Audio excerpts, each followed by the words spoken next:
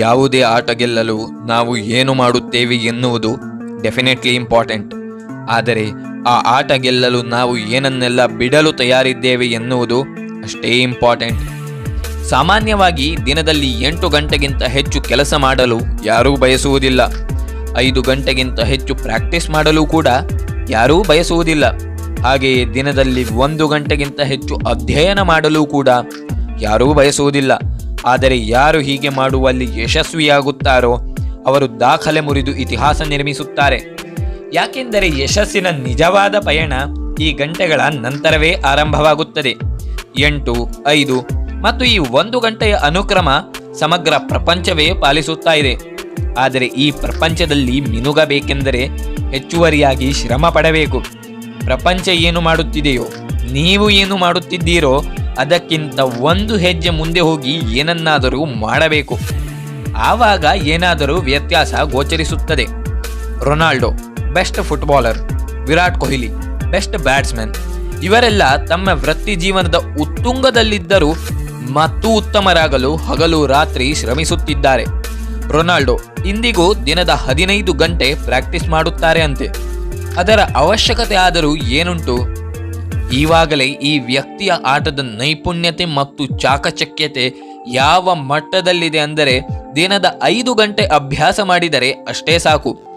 ಆದಾಗ್ಯೂ ಇವರು ಯಾಕೆ ಇಷ್ಟು ಶ್ರಮ ಪಡುತ್ತಾರೆ? ಯಾಕೆಂದರೆ ಇವರಿಗೆ ಹೆಚ್ಚುವರಿ ಗಂಟೆಯ ಮಹತ್ವ ತಿಳಿದಿದೆ. ಈ ಹೆಚ್ಚುವರಿ ಗಂಟೆಯ ತಂತ್ರಗಾರಿಕೆಯನ್ನು ಇವರು ಇಂದಿನಿಂದ ಫಾಲೋ ಮಾಡ್ತಾ ಇಲ್ಲ. ಬದಲಾಗಿ ಇವರ ಯಶಸ್ಸಿನ ಆರಂಭದಿಂದಲೇ ಈ ತಂತ್ರಗಾರಿಕೆಯ ದೊಡ್ಡ ಪಾಲುಂಟು. ಪ್ರಾಯಶಃ ಇವರಿಗೆಲ್ಲ ಮೊದಲೇ ತಿಳಿದಿತ್ತು ಏನೆಂದರೆ ಯಾವ ಯಶಸ್ಸು 4 ವರ್ಷದಲ್ಲಿ ದೊರೆಯುತ್ತದೋ ಅದೇ ಯಶಸ್ಸನ್ನು ಪಡೆಯಲು ಹೆಚ್ಚುವರಿ ಸಮಯವನ್ನು ಹೂಡಿದರೆ 1 ವರ್ಷದಲ್ಲಿ ಪಡೆಯಬಹುದು ಎಂದು. ಮತ್ತು ಅವರು ಇದನ್ನು ಸಾಧಿಸಿ ಸಹ ತೋರಿಸಿದ್ದಾರೆ. ಈಗ ನಿಮ್ಮ ಸರದಿ. ಒಮ್ಮೆ ಒಬ್ಬರು ಹೇಳುತ್ತಾರೆ, ರೂಮ್ ಕ್ಲೀನ್ ಮಾಡಲು 30 ದಿನ ತೆಗೆದುಕೊಂಡರೆ ಅದು 30 ದಿನದಲ್ಲಿ ಕ್ಲೀನ್ ಆಗುತ್ತದೆ. ಆದರೆ ನಾವು ಕೇವಲ 3 ಗಂಟೆ ಸರಿಯಾಗಿ ಕೆಲಸ ಮಾಡಿದರೆ ಕ್ಲೀನ್ ಆಗಲು 30 ದಿನ ತೆಗೆದುಕೊಳ್ಳುವ ರೂಮ್ ಕೇವಲ 3 ಗಂಟೆಯಲ್ಲಿ ಕ್ಲೀನ್ ಆಗುತ್ತದೆ ಅಂತ. ಇದರ ಅರ್ಥ ಏನೆಂದರೆ ನಮ್ಮ ಫೋಕಸ್ ಯಾವಾಗಲೂ ನಮ್ಮ ಗುರಿಯ ಮೇಲೆಯೇ ಇರಬೇಕು.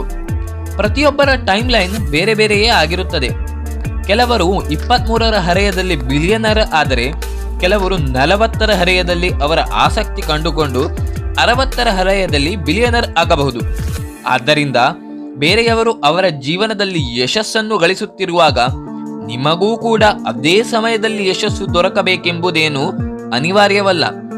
ಯಶಸ್ಸು ಅನ್ನುವುದು ಶ್ರಮದಿಂದ, ಉತ್ಸಾಹದಿಂದ ಮತ್ತು ಸ್ವಂತಿಕೆಯಿಂದ ದೊರೆಯುತ್ತದೆ. ನಕಲಿಗಿಂತ ಸ್ವಂತಿಕೆಯ ಬೆಲೆ ಎಷ್ಟೋ ಹೆಚ್ಚು. ಸ್ವಂತಿಕೆಯಿಂದ ಇದ್ದಲ್ಲಿ ನಾವು ಏನನ್ನಾದರೂ ಸಾಧಿಸಬಹುದು. ನಿಮ್ಮಂತೆ ನೀವು ಮೊದಲ ವ್ಯಕ್ತಿ ಆಗಿರಿ. ನೀವು ಇನ್ನೊಬ್ಬರಂತೆ ಆಗಲು ಹೋದರೆ ಇನ್ನೊಬ್ಬರಾಗಿಯೇ ಉಳಿಯುತ್ತೀರಿ. ಮತ್ತೆ ಪ್ರತಿಯೊಬ್ಬರ ಯಶಸ್ಸಿನ ವ್ಯಾಖ್ಯೆ ಬೇರೆ ಬೇರೆಯೇ ಆಗಿರುತ್ತದೆ. ಆದ್ದರಿಂದ ನಿಮ್ಮ ಯಶಸ್ಸನ್ನು ನೀವೇ ನಿರ್ಧರಿಸಿ. ಆದಾಗ್ಯೂ ಕಂಪೇರ್ ಮಾಡಲೇಬೇಕೆಂದಿದ್ದರೆ ನಿಮ್ಮೊಂದಿಗೆ ನಿಮ್ಮನ್ನು ಕಂಪೇರ್ ಮಾಡಿಕೊಳ್ಳಿ. ನೀವು ಜೀವನದಲ್ಲಿ ಎಷ್ಟು ಮುಂದೆ ಬಂದಿದ್ದೀರಿ, ಏನನ್ನು ಕಲಿತಿದ್ದೀರಿ ಮತ್ತು ಏನನ್ನು ಮಾಡಬಹುದು ಇತ್ಯಾದಿ ಇತ್ಯಾದಿ. ಪ್ರತಿನಿತ್ಯ ಏನನ್ನಾದರೂ ಹೊಸತನ್ನು ಕಲಿಯಲು ಪ್ರಯತ್ನಿಸಿ. ನಿನ್ನೆಗಿಂತ ನಿಮ್ಮನ್ನು ಉತ್ತಮರನ್ನಾಗಿಸಿ. ನಿಮ್ಮೊಂದಿಗೆ ನಿಮ್ಮನ್ನು ಕಂಪೇರ್ ಮಾಡುವುದರಿಂದ ಬೆಸ್ಟ್ ರಿಸಲ್ಟ್ಸ್ ದೊರೆಯುತ್ತದೆ ಮತ್ತು ದುಃಖ ಸಹ ಆಗುವುದಿಲ್ಲ. ಬೇರೆಯವರಿಂದ ಕನ್ಫ್ಯೂಸ್ ಆಗಬೇಡಿ. ಗುರಿ ಪ್ರಾಯಶಃ ಒಂದೇ ರೀತಿ ತೋರಿದರೂ ಪ್ರತಿಯೊಬ್ಬರ ಯಶಸ್ಸಿನ ತನಕದ ಹಾದಿ ಬೇರೆ ಬೇರೆಯೇ ಆಗಿರುತ್ತದೆ. ನೀವು ನಿಮ್ಮ ಸಮಯದಲ್ಲಿ ನಿಮ್ಮದೇ ರೀತಿಯಲ್ಲಿ ನಿಮ್ಮ ಯಶೋಗಾಥೆಯನ್ನು ಬರೆಯಬಹುದು. ನೆನಪಿಡಿ, ಚಂದ್ರ ಮತ್ತು ಸೂರ್ಯರ ನಡುವೆ ಯಾವುದೇ ಹೋಲಿಕೆ ಇರುವುದಿಲ್ಲ. ಪ್ರತಿಯೊಬ್ಬರೂ ಅವರವರ ಸಮಯದಲ್ಲಿ ಬೆಳಗುತ್ತಾರೆ. Think about it.